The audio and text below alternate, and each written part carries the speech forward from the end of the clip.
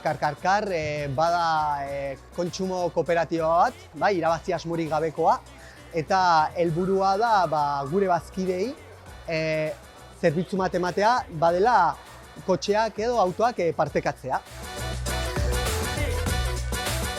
Dakigu gutxi gora bera mugikortasuna jaurtitzen dugun CO2aren 30% dela. Bai, hori asko da. Orduan, azkenean helburu bat izango litzateke hori jeisteko. Bai, aldaketa klimatikoan badakigu CO2 oso eragin handia daukala. Orduan, gutxienez mugikortasunean 30% hori jeisten baldin badugu, eragin handia izanen da.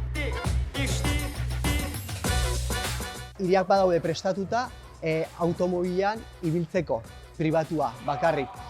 Ze portzentai daude hiriak prestatutak automobilentzako edo mugikortasunentzako eta zenbat herritarrentzako. Hori baita ez da guztiz aldaketa klimatikoa, baina bai osasuna guretzako eta hori guztia azkenean eragina dauka.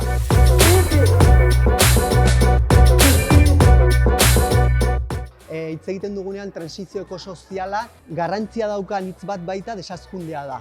Eta egin behar duguna da murriztu zenbat ordu, zenbat kotxe izaten ditugun, bai? Zenbat ordu pasatzen ditugun kotxean, zenbat gas isuritzen ditugun, hori izango litzateke gakoa murriztea. Horregatik adibez, Karkarkar bezalako kooperatiba bat badela azkenan automobilak partekatzea.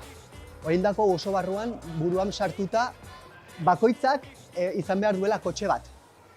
Oinarrizkoa ikusten dugu, lehen pribilegio bat zena, orain oinarrizko gauza bat da. Nik uste dut hori aldatu behar dugun gauza bat da eta mugikortasunen zenbat denbora pasatzen dugun eta zenbat kotxe ditugun murriztu dezakegu. Daude aukera desberdinak.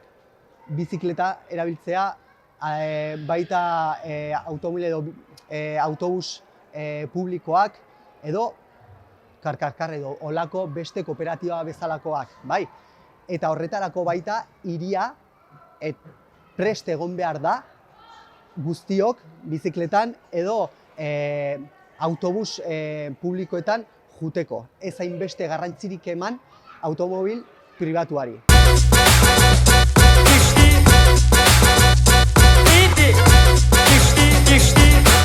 Oraintxe bertan, 5 kotxe ditugu, hasi ginen arrotxapean, azkenan bazkide askok arrotxapeakoak zirelako, eta aurrera goaz.